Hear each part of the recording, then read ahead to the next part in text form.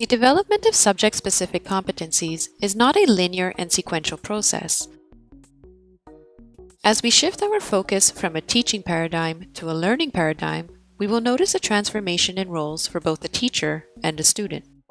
The teacher is no longer the sole source of knowledge and limited to the role of information provider, and the student is no longer a passive consumer of facts.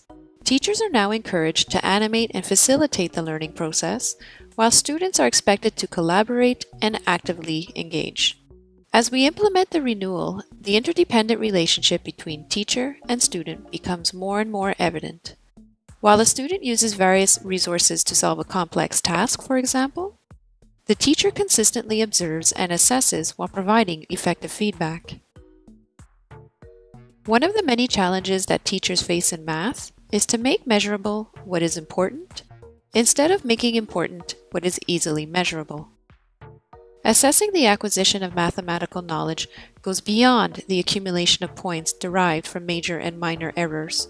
It is important to observe behavior and determine competency development using dimensions that are larger and more meaningful than a computational approach. Simply put, our professional judgment is more important than a fixed point system. But how can professional judgment be quantified to obtain a final grade?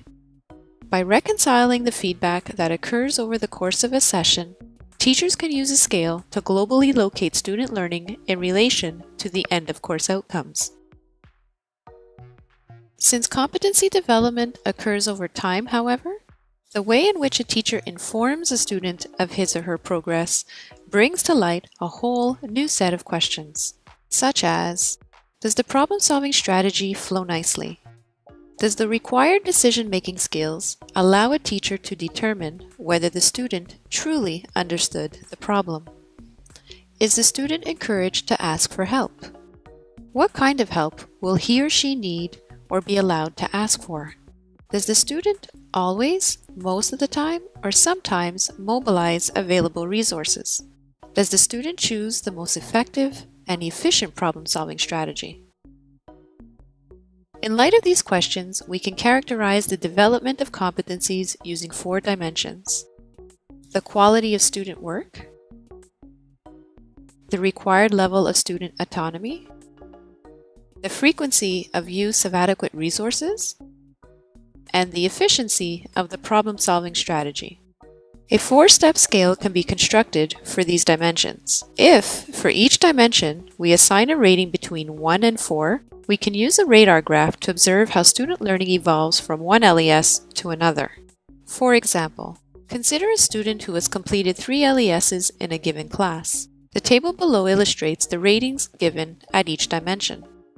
The graphical representation of these tables gives us the following radar diagrams. This visual representation clearly shows the progression of learning. It is important to note, however, that even if this method emphasizes specific features with respect to evaluation for learning, it does not replace in any way the teacher's professional judgment of overall student learning and performance.